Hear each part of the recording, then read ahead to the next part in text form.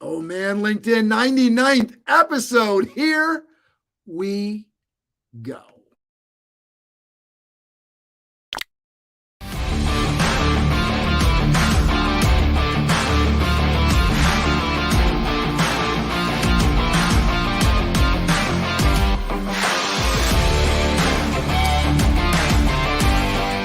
You know, he challenged me. He said, you should meet 2 or 3 people every day. We're talking about how to level up on LinkedIn and engagement, being the go-giver, the idea that being open to opportunity. We all deal with challenges, but how do you overcome that? Master Connector with Steve Spiro and Cameron Toth is live on air.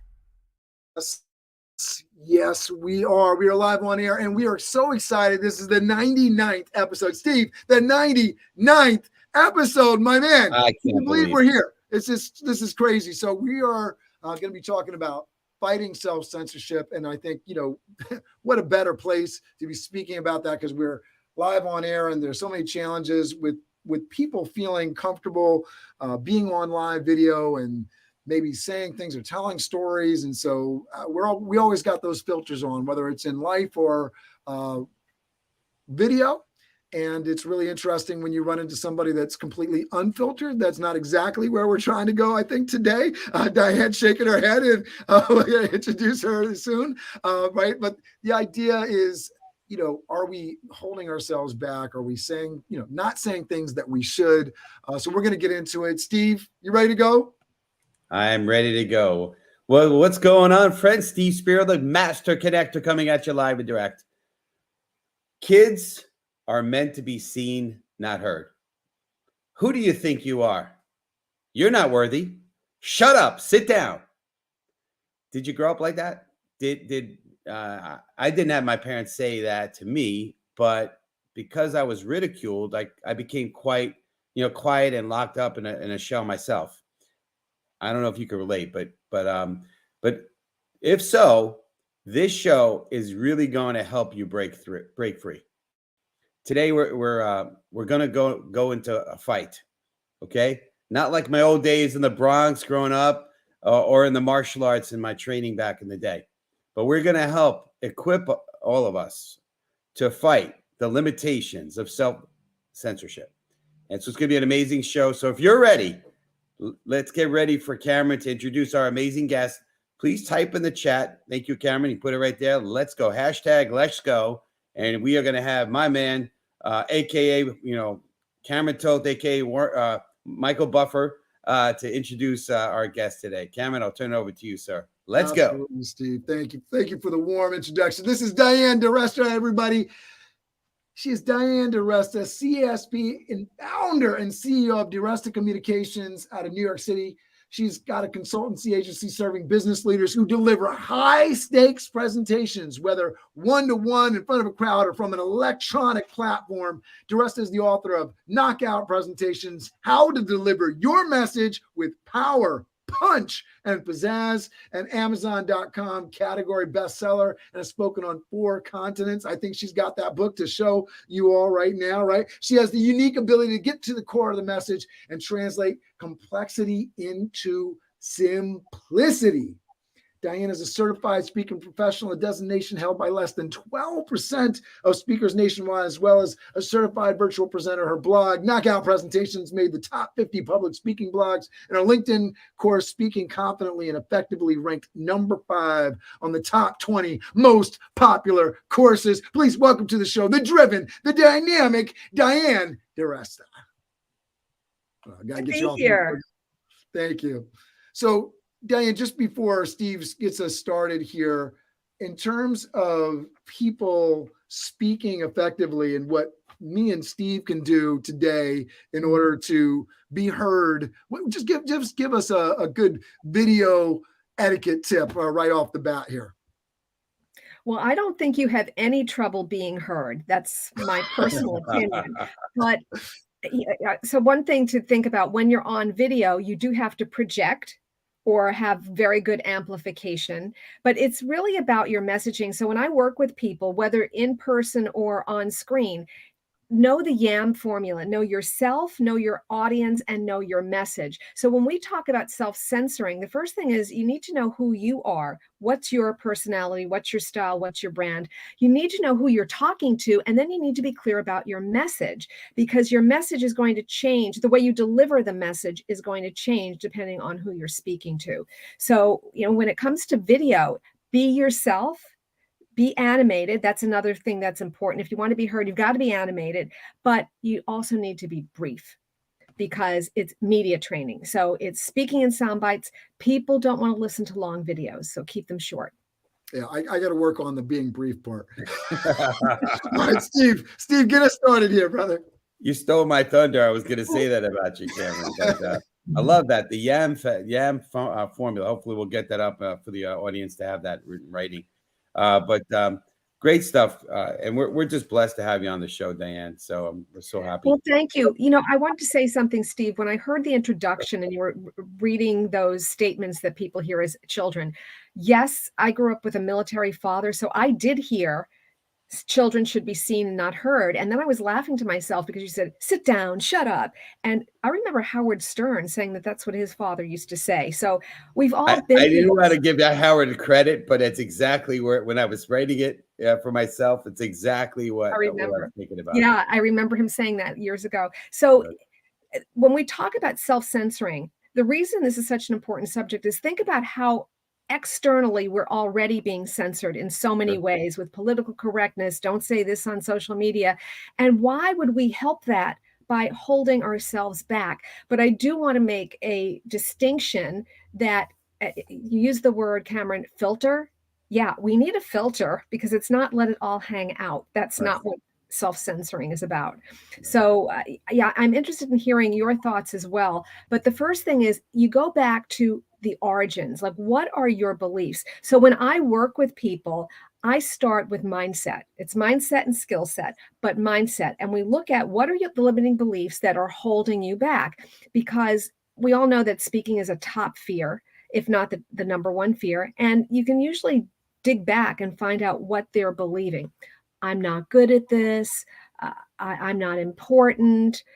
I don't have confidence. So we need to go back and look at that. And then what we do is we reframe them. So you're not going to change anything until you identify what you're believing about yourself, because that drives your message. That's great. Well, you kind of already got us into the first topic, but we like to cue our audience up. So they're not LinkedIn lurkers. They're LinkedIn participants, right? So we want our audience to type in #TellUs right now. So please, community, go ahead and type in #TellUs. And yeah, I mean, so you said it, right? You were taught that kids are to be seen, not heard. I actually read that in your LinkedIn profile. I don't know if we spoke about that also. And you were talking about, kind of mindset. So tell us a little bit more. How did you go from that kind of, as you grew up all the way to being the speaker you are today? Tell us a little bit about that journey. And we love stories. So maybe you could give us a little bit of a story there rather than the techniques behind it, Well, I never thought I was going to be a speaker. It wasn't something I thought about one day. I wanted to be a teacher. That was my first ambition. And I am still teaching, but in a different way, in corporations. But I started out as a speech pathologist in the Brooklyn, New York schools. And I worked there for about 10 years, got my master's from Columbia. And after a few years, I realized there wasn't a career path. So I started to reconsider what my future was. And I looked at the area of training and development and got a job in the New York Times, from the New York Times, on stand-up training. And that was my foray into business because they were doing presentations with companies. And then from there, I went to Solomon Brothers, where I was doing supervisory training. And then my last job was assistant vice president at Drexel Burnham's institutional sales and trading training program. So if you can say that, you're articulate. And I would recruit MBAs for the trading floor. And then I realized I liked the pace, I liked the money, I liked the nature of what I was doing, but I did not like the culture of Wall Street. So I left looking for a training manager position. And in the interim, I started freelancing. And I thought, I like this. Now, here's what started to happen. My limiting beliefs came up, and my husband said, well, why don't you go out on your own? And I said, oh, I don't have enough experience. Yeah, you have enough experience. Well, I don't think I know enough. You know enough.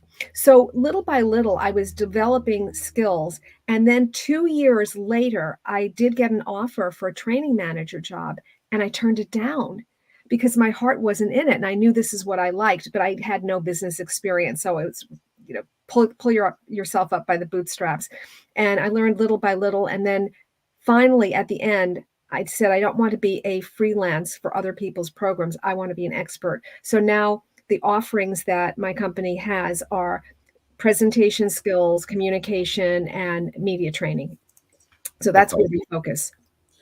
Yeah, I mean, your journey is amazing. Right away when I hear somebody graduated Columbia and I went to art school within 3 credits shy of my degree, I'm already kind of feeling like intimidated. But that's the old Steve, right? Oh, but I have to say something. First of all, I love artists. And according to Daniel Pink, the new MBA is the MFA, the Masters of Fine Arts. So always respect the arts. They're very powerful. Yeah, no doubt. And I got actually a degree in the HK. Do you know that one? Mm-mm. The school, No. the University of HK. No. That's the University of Hard Knocks. Hard Knocks. Yes, Yeah. that's where I got my degree. Yeah, just kind of That trying was to just painful right muffle there. through That was life. You knew where that was going, Cameron? Yeah, I knew where that was. All right. But anyway, so that's great. No, I appreciate that. Yeah, no, listen, I'm not regretful of anything. And the old Steve used to be very intimidated. I think our community knows I've always played the comparison game and always lost. Mhm. But now I think we're all add value in different ways. It doesn't matter. So, well, on that note, we want to dig into this. Go ahead. You're going to say something? I was going to say wanna- that is important to know your value and that everybody has value. And part of self-censoring is sometimes people pull themselves back and they don't share what they know. And that's actually selfish because you have something that people need. And I'll tell you something quick. A lot of times I'll be working with a department and the manager will say, my team is good at presenting when they're presenting to me, but as soon as senior management is in the picture, they clam up and I end up doing the whole presentation. And again, when I dug in, it was limiting beliefs. I'm not good enough. Oh, they're so powerful. And I said to them, listen, you are a VIP because if you didn't have information that senior person needed, you wouldn't be at that meeting. And secondly, there's a shift in power, a balance of power. So when you are giving your update at that moment, you're in the power position. So own it. And they started to rethink and they started to get a little more confident. So a lot of this begins in our minds. No doubt. No doubt. And it looks like Yolanda. Thank you for joining us, Yolanda. She's an amazing, loyal viewer of our community. It's very important to know our value. Very true. Very, very true. So we want to dig into the next piece of this, and we're sort of getting in there. You're incredible because you're kind of very intuitive in terms of leading this conversation for us here. But we want to talk about beliefs. So type in #beliefs community. Again, we're all participating, right? We don't want just a few people. If you're watching, type in #beliefs. All right. So tell us, how do our limiting beliefs cause you to self-censor yourself? Tell us a little bit about that, if you wouldn't mind. Well, there's certain beliefs. Maybe I'm not special. I don't know enough. And so it causes you to hold back. And when you hold back and you don't speak up, people start to think you don't know anything. And I know we've all heard still waters run deep, but you know what? Nobody digs beneath the surface. They don't have the time or the interest. So we have to promote ourselves. And so when you are speaking at a meeting, you're being a participant and you're giving value. When you don't do that, you can actually become invisible in an organization. And this is especially true of women. And so when I work with people, I will say, listen, make a contribution, have a goal to make a contribution at the meeting. And let's say it's something that you're not that familiar with. You can still participate by underscoring or supporting what someone said. Steve, I liked what you just said. That makes a lot of sense going forward. That's something that we can develop in the long run. Do something so that you are a presence, because Otherwise, you can lose promotions, you can lose sales. You've got to be able to communicate and be present. I could so relate to that. I mean, and there's still a part of me, because there's a part of me that I want to, number one, I tend to be a little bit more quiet. Cameron is the opposite of me. That's why we make such a great partnership. I'm a bit on the quieter side. I'm more of an observer in nature, right? When you look at the personality styles, I'm more of an observer. So I like to allow people to shine, and I'm okay if I'm not always in the spotlight. So I need to push myself. And you're making an incredible good point here, because there's been times, even currently, where I keep my mouth shut, and I need to contribute. I need to make sure, because I don't want to be invisible. I don't think anyone should want to be invisible, because that just doesn't help us. And maybe, I don't know if you feel this way, but I felt the more quieter I was, the less valuable I was to myself. I kind of almost, it took a hit on my self-esteem. And the more I spoke up, the better I felt about myself, right? Well, thank you, Cameron. I don't know if that was my mic drop moment or Diana. Absolutely. That was great, man. Yeah, I love what you said. And I want to say something about introverts. I'm actually an introvert or an ambivert. I am never going to be the person who dominates the conversation. That's my husband. So I can't get a word in edgewise with him. But it is important to know that about yourself. And for people who are working in companies or in any organization to know that, because if you have introverts in a conversation, what's different is they need time to process. So we joke that extroverts have foot and mouth disease. They just say whatever. But introverts really need time to process. So the best thing you can do to encourage conversation. I resemble that remark. I was not self-censoring in that moment. You know, I'm joking. But with introverts, it's important that they get the information in advance. So send them the questions, send them the agenda, and then they'll be much more participative because they've had the time to think it through. So that's a great point. And I believe, you are encouraging me to get you some details about what we're going to talk about today. And I probably could have done a better job of that, right? So to that point, right? So you were better prepared. And I could relate, because I'm very prepared. No, you did a great job. Yeah, and you're doing great. Well, I appreciate that. Well, we want to move into the next topic here, because we've got some things to cover, and we want to keep on point. So type in hashtag what? WHAT, if you're ready for the next question. So tell us, Diane, what will self-censoring lead to, in your opinion? If you're self-censoring in a negative way, again, you can become invisible. You can have feelings of lower self-esteem because you don't feel that you're valued or that people are interested in you. You can also develop resentments, because if you have an opinion or there's something that you want to get off your chest, but you avoid it and you censor yourself because, well, people's feelings could be hurt. I'm empathic and I don't want to hurt anyone. That kind of thing festers. So what I've discovered in self-censoring is it's more about how you deliver the message. So self-censoring is, I'm not going to say anything. I'm just going to be quiet. Whereas you can say something, but say it in a way that's diplomatic, or say it in this way. Sometimes we self-censor in networking and we don't promote ourselves. So some of the messages I got were, don't toot your own horn, don't be a braggart, I love me, who do you love? Those kinds of things. So am I going to be shouting in the middle of the spotlight? No. So you have to learn how to do it in a way that will work for you. So one thing people can do is use third-party testimonials.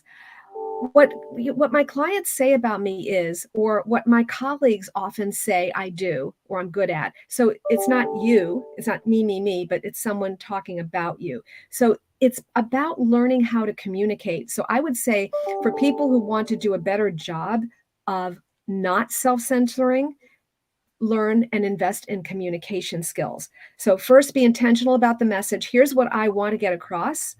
And now, how do I deliver it? That's the key, how you deliver the message.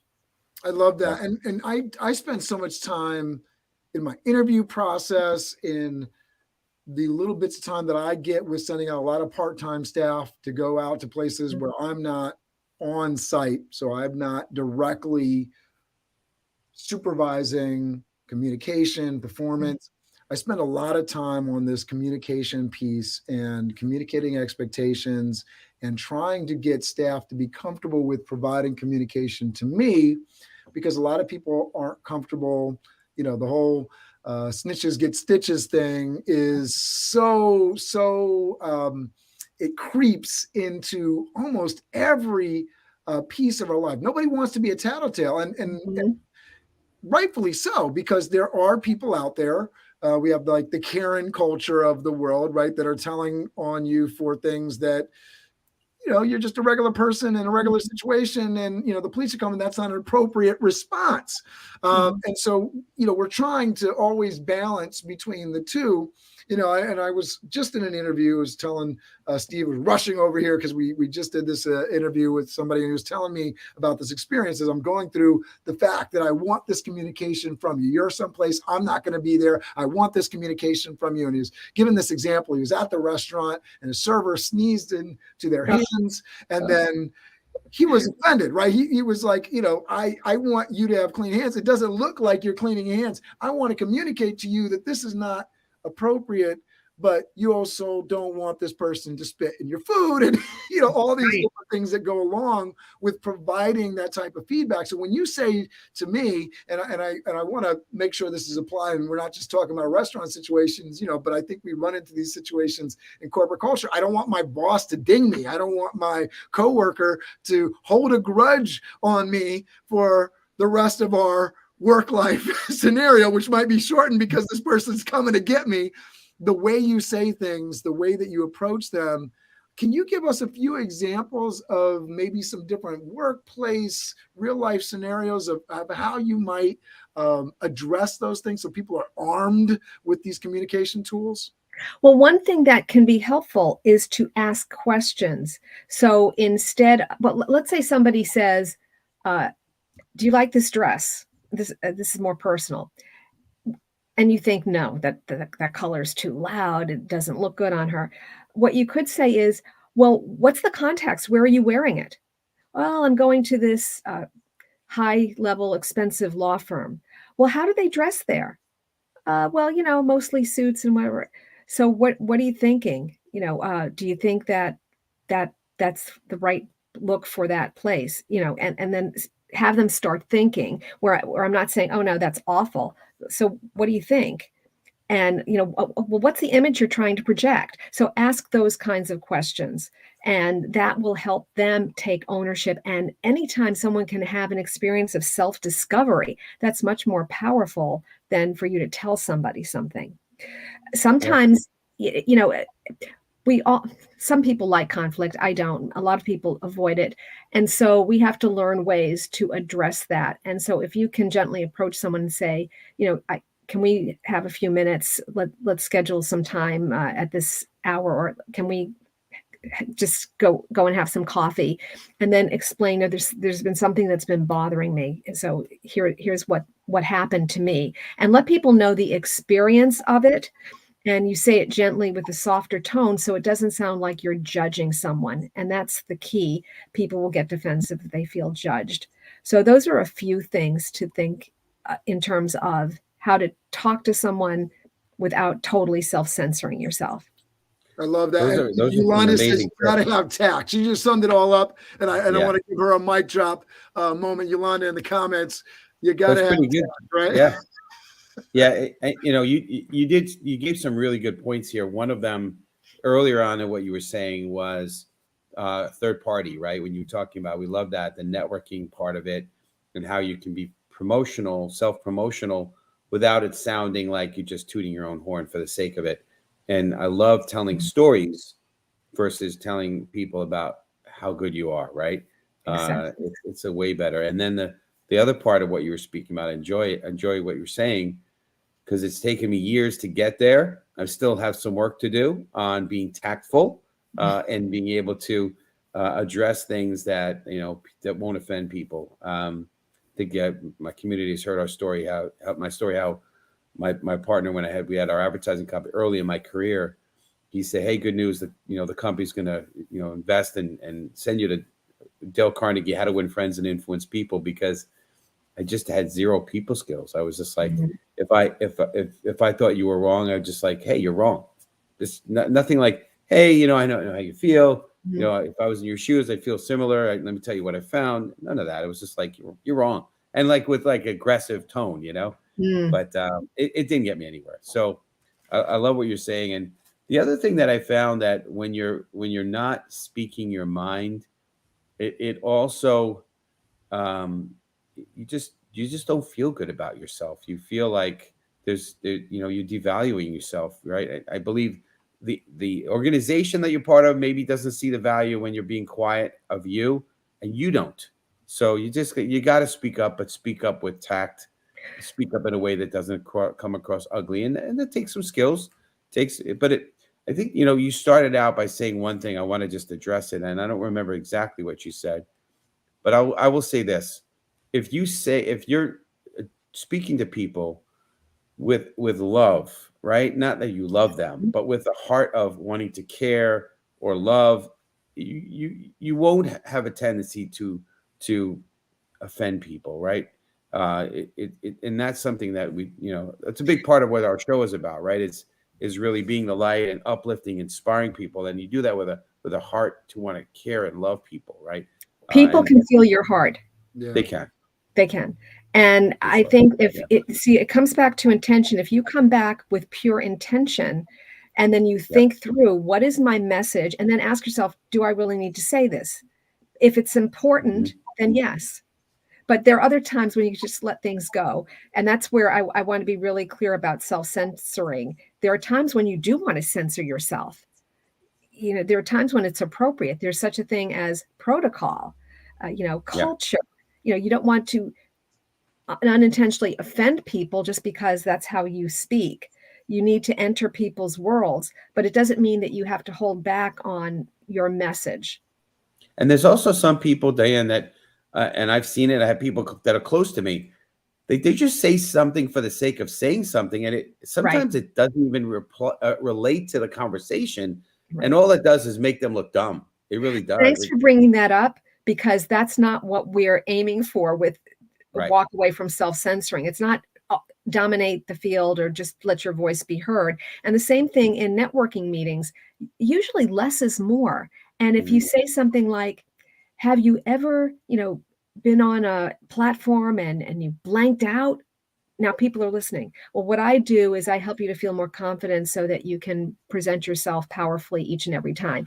That's not bragging. That's talking about someone's pain point and the value that you bring. So, yeah. Well, we're moving in a great direction, because we want to talk about speak. So #speak. You ready? Put in #speak, and we're going to ask Diane the next question, which is, I've heard you say that speaking is the new competitive advantage. Can you tell us a little bit more about what you mean by that? Yeah, so I admit to 20 years in business. It's actually longer, but I don't think I need to put a year every year on there. But when I first started, I wouldn't say that was the case. So if there was let's say a presentation skills training and the boss didn't want to go, they'd send their direct report. Today, that doesn't work, because you are the brand and the market wants to hear from you, your customers, your clients, your direct reports. They all want to hear from you. So you can't avoid this skill anymore. Everything we do involves good speaking presentation skills, video, email, voice, everything. And you're called upon more and more to speak. So it behooves everybody to really up their game and improve this skill. I really believe that gifted speakers are born, but effective speakers are made. So yes, Martin Luther King had a gift, but he practiced and he trained. But anybody can be effective in communicating a message. And so we've got to have this. We have to have this skill. I love this, Diane, because I was talking to my daughter, 16 years old. She's a junior in high school. And I was talking to her about study habits, and I sent a podcast her way. Actually, I think I sent it to Steve as well. It's a podcast on It's Erica Kohlberg, who does this TikTok thing. She's great on TikTok. So anybody's that's looking for somebody on TikTok to follow that's edutainment, informative. She provides a lot of information on like reading contracts. She's a former lawyer, but she did this podcast on speaking with somebody that is a memory champion. And she talks about the importance of sleep and rest for being able to remember things in addition to these learned skills. And she was talking about, I can teach you how to remember more, but if you don't sleep, if you don't rest, right, no matter what I teach you, it's not going to really work. So I like adding this layer to the conversation. You want to communicate well. You want to be able to, say the things that you want to say and have tact. Probably sleep and rest is going to be something that is really important for that, because we all know when we get into our grumpy, cranky moments, our filters are probably at a low point and not in a good way, right? Yes, good point. Yeah. And even diet, because if you are... Yes, you were saying, I think I messed that up. I think you're absolutely right. Rest and diet, right? Yeah. Yeah, because you don't want to have dairy products like milk because it creates phlegm and you'll be nasal, clearing your throat, right? You don't want to have anything that's too heavy because then you're digesting. I often say stay away from turkey because it has tryptophan, just like milk, and it'll put you to sleep. But yeah, it's eating light and eating healthy is the best when you're presenting to a group or one-on-one. Yeah, I love that. And the whole point of me saying that, I share of that over the last couple weeks with the coughing I've been dealing with. But no, it's that's great. And the whole point of me saying that before, Steve, I just wanted to add this layer. It's like, when I started, this journey with BizDev Live and everything, I joined Toastmasters right? Because I wanted to train myself. And somebody like Steve might come along and say, "Oh, well, you're a naturally good speaker." But I was like, "No, I want to be better." And even with our appearance on the show this morning, Steve, I'm listening to that show and I'm listening to the amount of times that I said, or had these pregnant pauses that shouldn't have been there. And you can train yourself to not do that stuff. And so it was a good reminder for me. I was like, hey, Cameron, you gotta work on that stuff and practice a little bit more. Yeah. Yeah, you've given me quite a lot of mentorship on that one, and I still need to work on that myself. But I just want to say one thing, Dan, in my old days in the advertising industry. So I was trained in the art side, art director. That was my discipline when I went to college. And then, I worked alongside of copywriters. And historically in the advertising industry, and I know it's more digital media and it's kind of the classic advertising, the Mad Men era is kind of over. I lived the tail end of it. But the copywriter was typically the guy or person that was the speaker, the out front person, and the art person was sort of in the background, kind of showing, the beauty of this and the aesthetics of this. And so even to that fact, the speaking side of things was a challenge for me because I was trained that way to let the visual speak itself versus the words you're speaking. Well, can I say something about that? Because I've worked with a few people like designers and agencies, and that's a big challenge when you are about to present the design and you don't know how to present it. And yes, the copywriter might be an out front person, but you're the designer and they want to understand your vision and how it affects them. In fact, I was asked to coach a young designer because she was not having a good experience that way. Yeah. And she would just say, oh, and then this, and then this, and she wasn't able to put it together. And so when you can do that, it brings the whole design to life. Towards the tail end of my career in that industry, I was definitely much more articulate. I was able to train myself to be able to speak. And I actually started doing some copywriting too. So it's, we all can change. So that, and we're getting to the tail end of the show. We're just at the bottom of the hour, if you will. So we wanted to touch on one question, then we want to have you wrap up and give the best way for everyone to reach you. But we want to type in #born, BORN. And so, you are living proof that good speakers aren't born, right? They're made. What can we do to be made, Diane?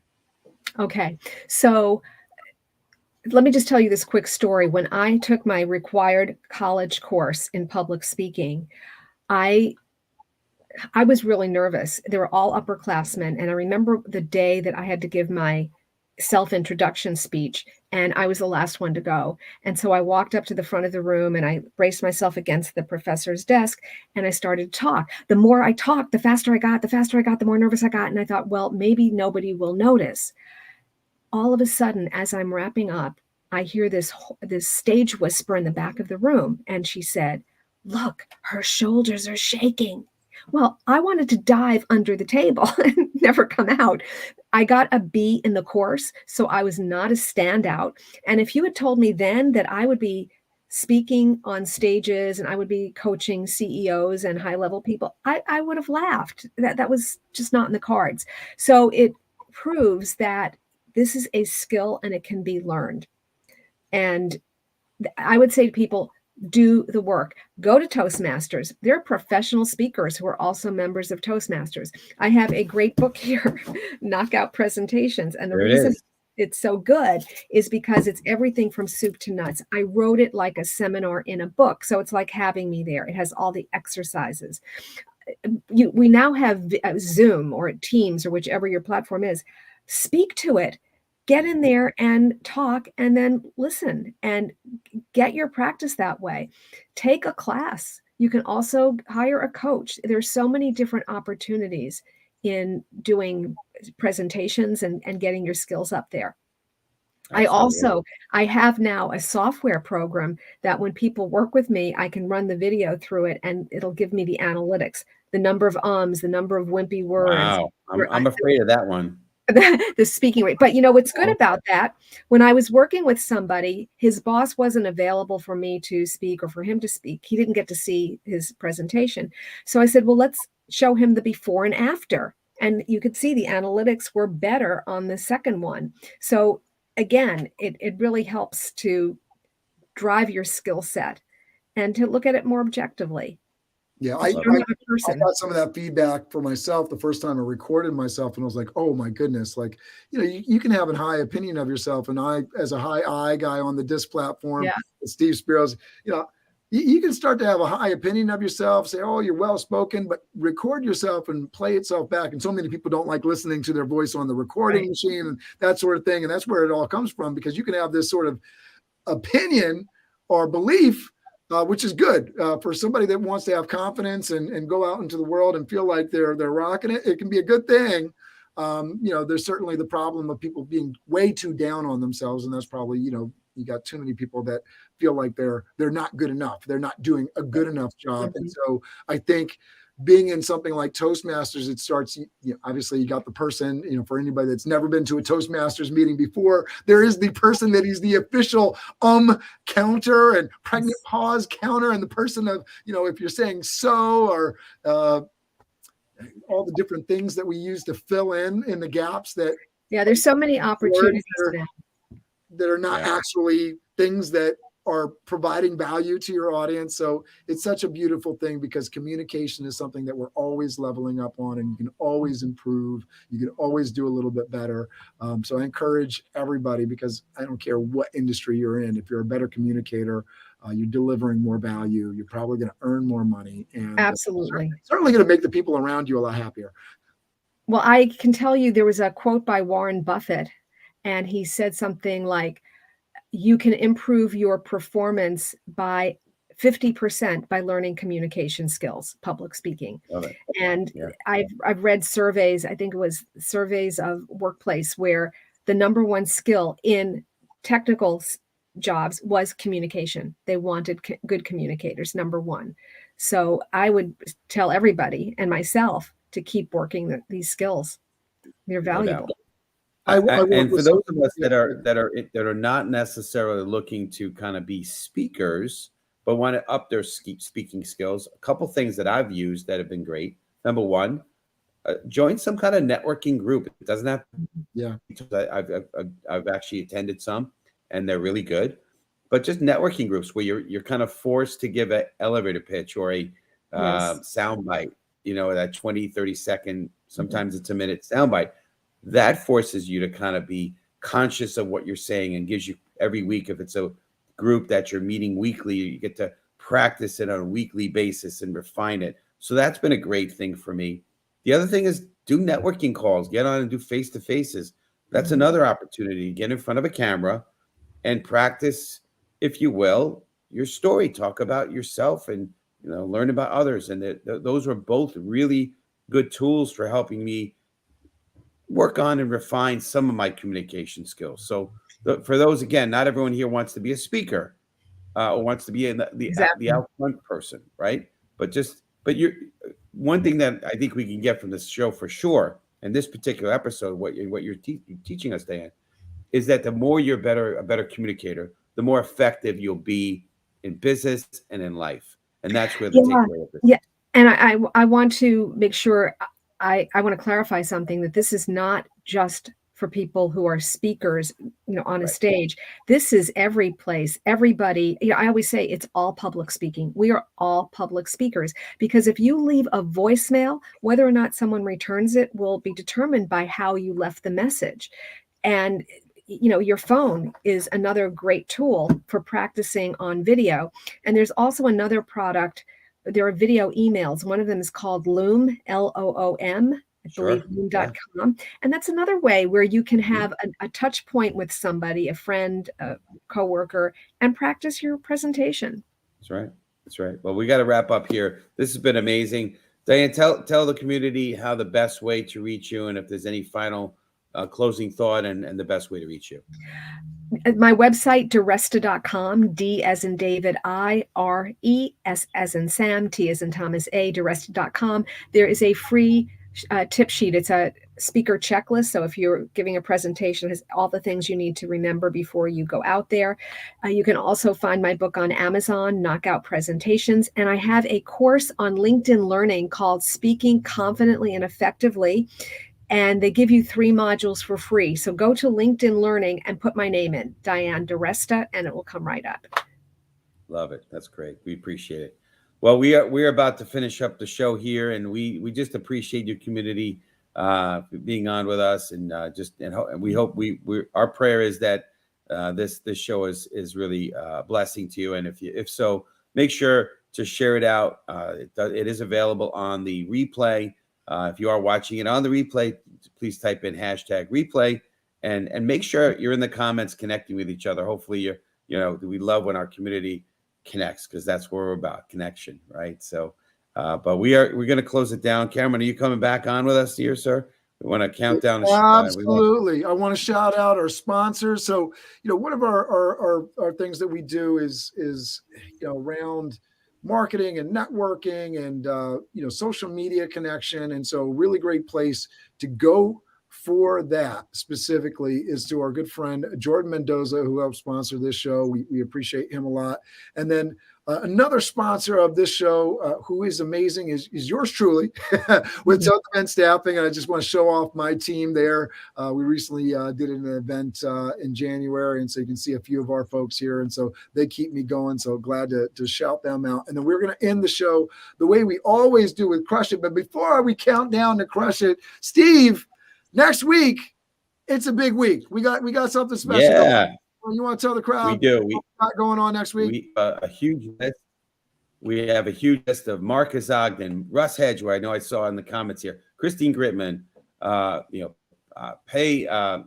can't pronounce her last name, but is going to be on there. Keith Reynolds, Ramon Peralta, Joanna Polowski, Jason Grant, Magena, I can't pronounce her last name, Russ Edge, Joseph Gonzalez, Kevin Lee, Holly Avalio, Damon Burton, Lorraine Duncan, Zev Zan, and Adam James. It's going to be amazing. There you go. Thank you for the net up there. I'm proud of you getting all that out, Steve. That was pretty good. And listen, we have an amazing show. And one of the values of this, and one of the reasons we're shouting this out, Diane, is because we're all about connection. And one of the things that we have a lot of fun with, there's some people in the comments today, but we anticipate next week just being blown up because we got a lot of people that are attending. Russ Hedge in the comments today. We're on his show this morning. Big shout out to you, Russ. Mm-hmm. But the idea that there's a lot of networking, a lot of communicating that's happening in the comments. We got a lot of people that typically are LinkedIn lurkers, but there's so much participation in a show like this that's going to be a great place to network. We're looking forward to celebrating 100 shows, and we're looking forward to 100 doing what we do, episodes. connecting Imagine. people. Yeah, absolutely. Wow. Crazy. So we're excited All right. about it. So come join us, come back, and let's end this show and send people on the way. We're on hump day here today, so we got the latter part of the week. Let's count down. Dana, we're going to count with our hands. Well, yeah, 5, we're 4, going to count 3, down 2, from 1. 5. We're going to put the hand up. We're going to count down from 5, and then we're going to crush it. Here we go. 5. Beauty, you're going to type it in. 5, 4, 4, 3, 2, 1. 1. Crush Crush it. Have an amazing week, everybody. We will see you next week for our 100th show. We are so excited to celebrate with you. Make sure you're here. You bring a friend. That friend brings a couple more friends. We're going to have a lot of great value on the power of networking, the power of connection from our guests, but it's just going to be a lot of fun. We're going to be in the comments, a lot of connections. Add to your LinkedIn connections, add to your knowledge on connecting, because we're going to have a lot of different viewpoints, just really doing rapid fire, talking about how they love to connect and the ways that they expand their network. So many of our guests have amazing, great, large networks, like my man, Steve Spiro, the master connector. So come and join us next week for that. Diane, thank you for an amazing. Thank you. Thank you. All right, guys, we'll see you next week. We got a lot of folks in the comments that did the 5, 4, 3, 2, 1. Crush it. Thank you, Yolanda. Susan, thanks for joining us. Russ, man, thanks for being with us. We appreciate you so much. We will see you next week.